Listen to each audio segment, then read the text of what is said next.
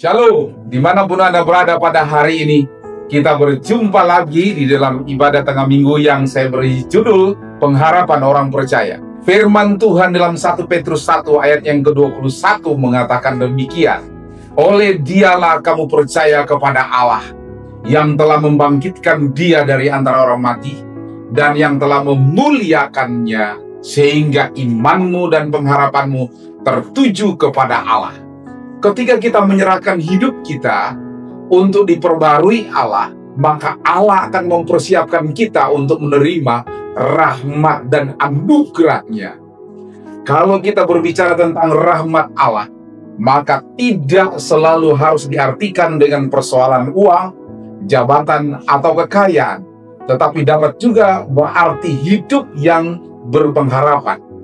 Pengharapan kita pada Allah tidak pernah mengecewakan. Dia berjanji akan selalu menyertai sampai pada kesudahan alam.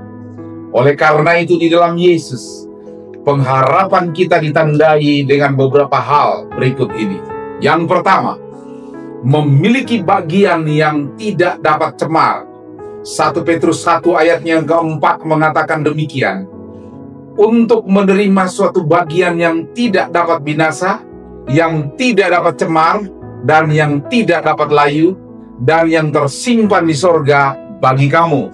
Pengharapan keselamatan yang dijanjikan Tuhan kepada kita merupakan pengharapan yang tidak dapat binasa ataupun layu.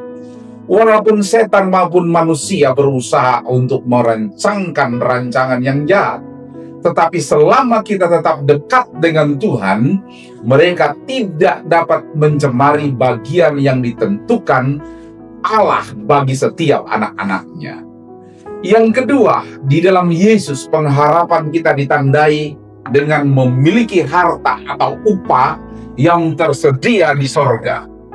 Menerima kebaikan seseorang karena kita berbuat baik merupakan pemandangan yang sudah umum atau lazim. Tetapi membalas kejahatan dengan kebaikan merupakan hal yang luar biasa. Karena hal itu hanya dimungkinkan jika kasih Allah memenuhi hidup kita.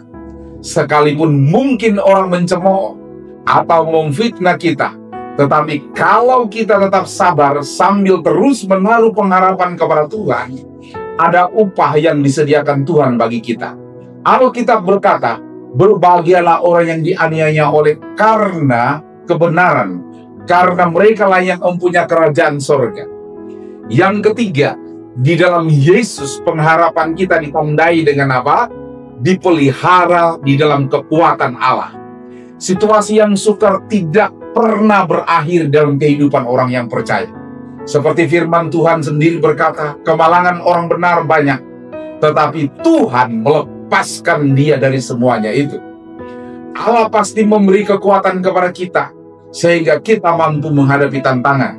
Sebagai kesimpulan saya, hidup penuh pengharapan ini tidak akan pernah kita jumpai di dalam ajaran agama manapun.